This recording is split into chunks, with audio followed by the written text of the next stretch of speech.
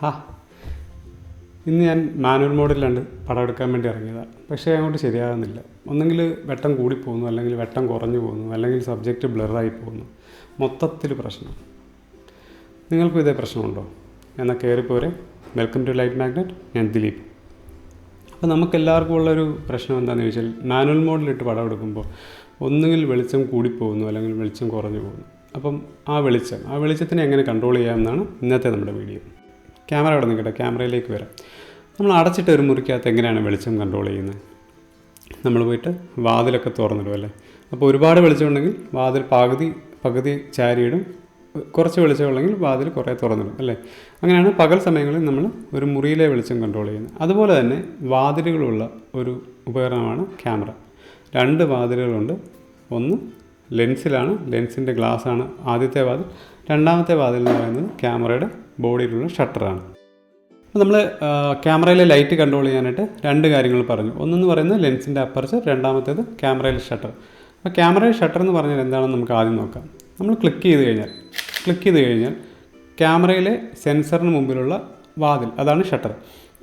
അപ്പം ആ ഷട്ടർ എത്ര നേരം തുറന്നിരിക്കുന്നു എന്നുള്ളതാണ് ഷട്ടറിൻ്റെ സ്പീഡ് എന്ന് പറയുന്നത്. ക്യാമറയിലെ സെൻസറാണ് നമ്മൾ വെളിച്ചമെല്ലാം കളക്ട് ചെയ്തിട്ട് അതിനെ ഡിജിറ്റൈസ് ചെയ്തിട്ട് ഫോട്ടോ ആക്കുന്നത്. അപ്പം ആ സെൻസറിന് മുമ്പിലുള്ള ഷട്ടർ എത്ര നേരം തുറന്നിരിക്കുന്നു എന്നുള്ളതാണ് ഷട്ടർ സ്പീഡ് കൊണ്ട് ഉദ്ദേശിക്കുന്നത്. അപ്പം ഈ ഷട്ടറിൻ്റെ സ്പീഡ് യൂഷ്വലി നമ്മൾ പറയുന്നത് ഫ്രാക്ഷൻസ് ഓഫ് എ സെക്കൻഡാണ്. അതായത് ഒരു സെക്കൻഡൊന്നും വേണ്ട നോർമലി നമുക്ക് ഒരു പടം എടുക്കാനായിട്ട്. അപ്പം ഫ്രാക്ഷൻസ് ഓഫ് എ സെക്കൻഡിലാണ് നമ്മൾ ഒരു ഷട്ടർ സ്പീഡ് പറയുന്നത്. അതായത് 1/100th ഓഫ് എ സെക്കൻഡ്, അല്ലെങ്കിൽ 1/25th ഓഫ് എ സെക്കൻഡ്. അങ്ങനെ നമ്മളൊരു ഫ്രാക്ഷൻസ്, അതായത് 1/100th എന്ന് പറഞ്ഞാൽ ഒരു സെക്കൻഡിനെ നമ്മൾ 100ആയിട്ട് ഭാഗിച്ചാൽ അതിലെ ഒരു ഭാഗം, അതായത് 100 ഭാഗത്തിൽ ഒരു സെക്കൻഡിൻ്റെ 100ൽ1 മതി ഷട്ടർ തുറന്നിടാൻ. അപ്പം അങ്ങനെയാണ് ഈ ഷട്ടർ സ്പീഡിനെ നമ്മൾ പറയുന്നത്. അപ്പോൾ ലൈവായിട്ട് നമുക്ക് നോക്കാം ഈ ഷട്ടർ സ്പീഡ് എങ്ങനെയാണെന്ന്. ഞാനവിടെ ഒരു ഫ്രെയിം സെറ്റ് ചെയ്തിട്ടുണ്ട്. ആ ഫ്രെയിമിൽ എങ്ങനെയാണ് ലൈറ്റ് കൺട്രോൾ ചെയ്യുന്നതെന്ന് നമുക്ക് ലൈവായിട്ടൊന്ന്. നമ്മളിപ്പോൾ ഈ ഫ്രെയിമിൻ്റെ ഇടത്തെ സൈഡിൽ താഴെ കാണാം ഈ 1/100 എന്ന്. അതാണ് നമ്മളിപ്പോൾ ഈ ക്യാമറയിൽ സെറ്റ് ചെയ്തിരിക്കുന്നത് ഷട്ടർ സ്പീഡ്. അപ്പം 1/100 എന്ന് പറഞ്ഞാൽ 100 സെക്കൻഡ് അല്ല, ഒരു സെക്കൻഡിൻ്റെ 100ൽ ഒരു ഫ്രാക്ഷനാണ് നമ്മളുടെ ഷട്ടർ തുറന്നിട്ട് അടയുന്നത്. നമുക്കിനി ഈ ഷട്ടർ സ്പീഡൊന്ന് കുറച്ച് കൂട്ടി നോക്കാം. കൂട്ടുമ്പോൾ എന്താ സംഭവിക്കുന്നത് നമുക്ക് നോക്കാം. നമ്മൾ ഷട്ടർ സ്പീഡ് കൂട്ടിക്കൊണ്ടിരിക്കുകയാണ്, അതായത് ഷട്ടർ തുറന്നടയുന്ന സമയം കുറച്ചുകൊണ്ടിരിക്കുകയാണ്. പെട്ടെന്ന് ഷട്ടർ തുറന്നിട്ട് അടയും. അപ്പോൾ നമ്മൾ ഈ ഷട്ടർ സ്പീഡ് കൂട്ടിക്കൊണ്ട് വരുമ്പോൾ നമുക്ക് കാണാം നമ്മുടെ സീനിലുള്ള വെളിച്ചം കുറഞ്ഞുകൊണ്ടിരിക്കുകയാണ്. അപ്പോൾ ഈ ക്യാമറയുടെ ഏറ്റവും മാക്സിമം നമ്മൾ സപ്പോർട്ട് ചെയ്യുന്ന 8000 ആണ്. അതെത്തുമ്പോഴേക്ക് നമ്മുടെ സീൻ മൊത്തത്തിൽ ഇരുണ്ട് പോകും. നമുക്ക് ഷട്ടർ സ്പീഡ് കുറയ്ക്കാം. അപ്പോൾ നമ്മൾ ഷട്ടർ സ്പീഡ് കുറയ്ക്കുമ്പോൾ തന്നെ നമുക്ക് കാണാൻ പറ്റുന്നുണ്ട് നമ്മുടെ ആ സീനിലുള്ള വെളിച്ചം തിരിച്ച് പഴയ പോലെ ആയി. ഇനി നമുക്ക് ഷട്ടർ സ്പീഡ് കുറച്ചുകൂടെ കുറയ്ക്കുന്ന സമയത്ത് നമുക്ക് സീനിൽ കാണാം വെളിച്ചം കൂടുകയും കുറയുകയും ചെയ്യുന്നത് നമുക്ക് കാണാം. നമുക്കത് കുറച്ച് ഒരു വലിയ ഷട്ടർ സ്പീഡിലേക്ക് കൊണ്ടുവരാം. ഷട്ടർ സ്പീഡ് കുറയുമ്പോൾ നമുക്ക് കാണാം വെളിച്ചം കൂടി വരുന്നത്. അപ്പം 0.5 എന്ന് പറഞ്ഞു കഴിഞ്ഞാൽ ഒരു സെക്കൻഡിൻ്റെ പകുതി സമയം നമ്മുടെ ഷട്ടർ തുറന്നിരിക്കും. അപ്പം ഇനി നമ്മൾ കുറച്ചുകൂടെ കുറയ്ക്കുകയാണെങ്കിൽ 0.81 സെക്കൻഡ്, അതായത് ഒരു ഫുൾ സെക്കൻഡാണ്. പിന്നെ അതിനും താഴോട്ട് നമ്മൾ പോവുകയാണെങ്കിൽ നമ്മുടെ ക്യാമറയിൽ 30 സെക്കൻഡ് വരെയൊക്കെ സപ്പോർട്ട് ചെയ്യുന്നുണ്ട്. പക്ഷേ നമുക്കിപ്പോൾ കാണാം ഈ 30 സെക്കൻഡ് വെച്ചിട്ട് നമ്മളൊരു ഫോട്ടോ എടുത്തു കഴിഞ്ഞാൽ നമ്മൾ ഈ സ്ക്രീനിൽ കാണുന്ന പോലെ തന്നെ നമ്മളുടെ ഇമേജ് ഫുള്ളായിട്ട് ബ്രൈറ്റായിട്ട് വൈറ്റായിട്ടുള്ളൊരു ഇമേജ് ആയിരിക്കും. നമുക്ക് നമ്മളുടെ സ്ക്രീനിലുള്ള ഒരു ഡീറ്റെയിലോ, ഒരു ഇമേജിൻ്റെ, നമ്മളുടെ സബ്ജക്റ്റിൻ്റെയോ അല്ലെങ്കിൽ ബാക്ക്ഗ്രൗണ്ടോ ഒരു ഡീറ്റെയിലും നമുക്ക് കാണാൻ പറ്റത്തില്ല.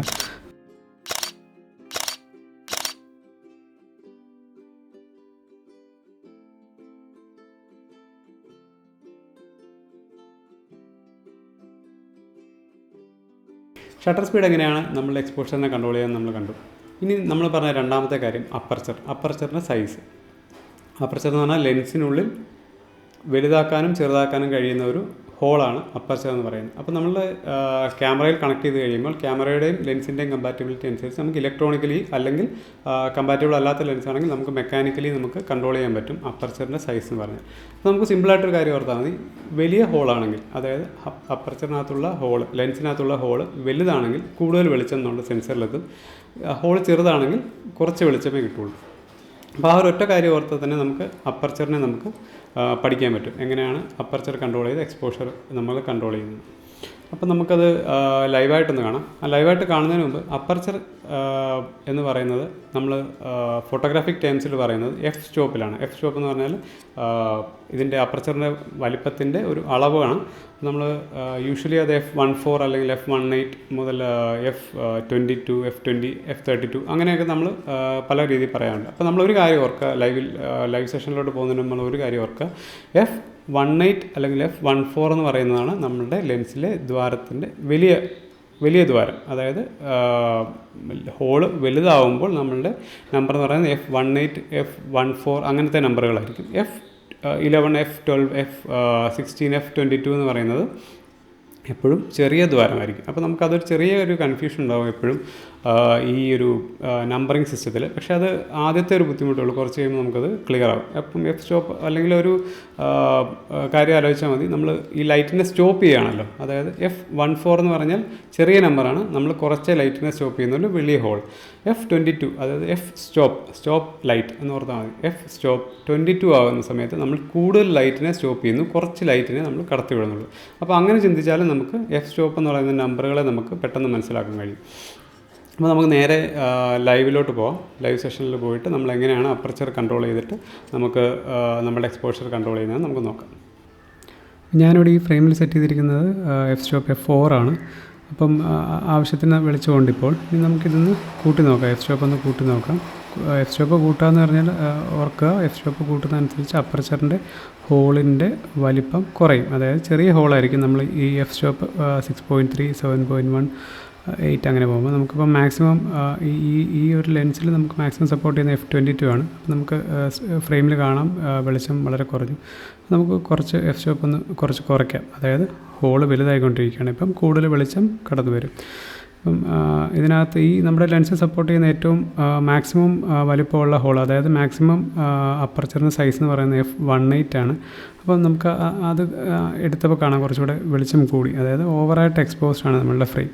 നമ്മൾ കുറച്ച് അഡ്ജസ്റ്റ് ചെയ്ത് 1-2 പിക്ചർ എടുത്തിട്ട് നമുക്കൊന്ന് കമ്പയർ ചെയ്ത് നോക്കാം എങ്ങനെയുണ്ട് ഓരോ അപ്പർച്ചറിലും നമ്മളുടെ ഇമേജസിൻ്റെ എക്സ്പോഷർ എങ്ങനെയാണെന്ന് നമുക്കൊന്ന് ജസ്റ്റ് ഒന്ന് കമ്പയർ ചെയ്ത് നോക്കാം.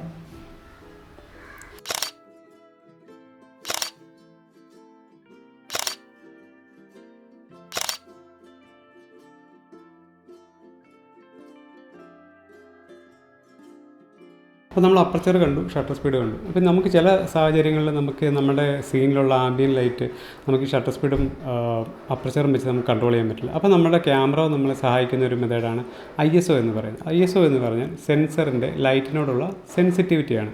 അപ്പോൾ നമ്മൾ ISO കൂടുന്നതനുസരിച്ച് നമ്മളുടെ സീനിലുള്ള വെളിച്ചം കൂടും, ISO കുറയുന്നതനുസരിച്ച് നമ്മളുടെ സീനിലുള്ള വെളിച്ചം കുറയും. അപ്പോൾ അതിന് ചില ഡ്രോബാക്സ് ഉണ്ട്, അതെന്താണെന്ന് നമുക്ക് ലൈവായിട്ട് കാണാം.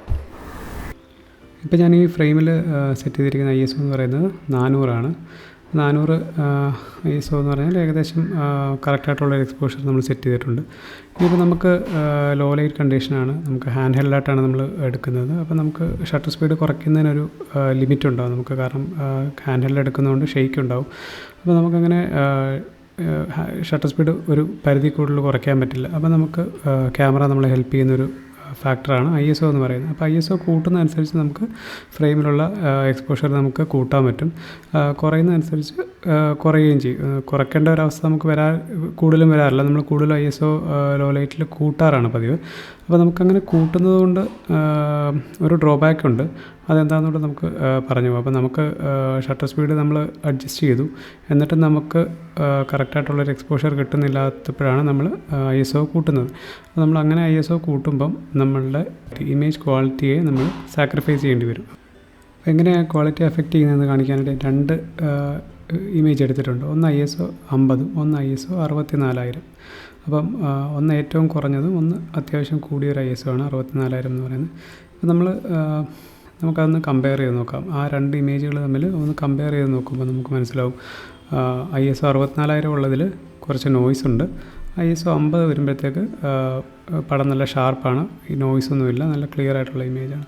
നമുക്ക് ഒന്ന് സൂം ചെയ്തിട്ട് നോക്കാം. നമുക്ക് സൂം ചെയ്യുമ്പം കുറച്ചുകൂടെ ക്ലിയർ ആയിട്ട് ആ നോയ്സ്, ആ 64,000 ഇമേജിലുള്ള നോയ്സ് നമുക്ക് കുറച്ചുകൂടെ ക്ലിയർ ആയിട്ട് കാണാൻ പറ്റും. ഇപ്പം തന്നെ നമുക്ക് മനസ്സിലാക്കാൻ പറ്റും ISO കൂടുമ്പോൾ ഉള്ള ഡ്രോബാക്ക് എന്താണെന്ന്. നമുക്ക് ISO 50 ഉള്ള ഇമേജോടൊന്ന് സൂം ചെയ്തിട്ട് കാണിക്കാം. നമുക്ക് ഈ ഇമേജിൽ തന്നെ കാണാൻ പറ്റും, നേരത്തെ ഉണ്ടായിരുന്ന നോയ്സ് ഒന്നുമില്ല, നല്ല ക്ലിയർ ആയിട്ടുള്ള ഇമേജാണ്. അപ്പോൾ നമുക്ക് അത്യാവശ്യം നല്ല ലൈറ്റിംഗ് കണ്ടീഷനിൽ നമുക്ക് ISO മാക്സിമം കുറച്ചിടുക. അല്ല നമുക്ക് ലൈറ്റ് കൺട്രോൾ ചെയ്യാൻ പറ്റാത്തൊരവസ്ഥയാണെങ്കിൽ മാത്രം നമ്മൾ ISO കൂട്ടിയിട്ട് നമ്മുടെ എക്സ്പോഷറിനെ കൺട്രോൾ ചെയ്യുക. അപ്പം നമുക്ക് മാക്സിമം നോയ്സൊക്കെ കൺട്രോൾ ചെയ്യാനായിട്ട് അങ്ങനെ സാധിക്കും. നമ്മളിന്ന് ഈ ക്യാമറയുടെ എക്സ്പോഷർ കൺട്രോൾ ചെയ്യാൻ വേണ്ടിയിട്ട് 3 കാര്യങ്ങൾ പഠിച്ചു. അപ്പർച്ചർ, ഷട്ടർ സ്പീഡ്, ISO അല്ലേ. ഇതിനകത്ത് അപ്പർച്ചറും ഷട്ടർ സ്പീഡും കുറച്ചുകൂടെ ഡീറ്റെയിൽഡ് ആയിട്ടുള്ള ഒരു ടോപ്പിക്കാണ്. അതായത് നമുക്ക് എക്സ്പോഷർ കൺട്രോൾ ചെയ്യാൻ വേണ്ടി മാത്രമല്ല, വേറെ കുറച്ച് ആപ്ലിക്കേഷൻസ് കൂടെ ഉണ്ടതിന്. അപ്പം അതെന്താണെന്നാണ് നമ്മുടെ അടുത്ത വീഡിയോ. അപ്പം അത് വരുന്നിടം വരെ എല്ലാവരും കാത്തിരിക്കുക. അതുവരെ ബൈ.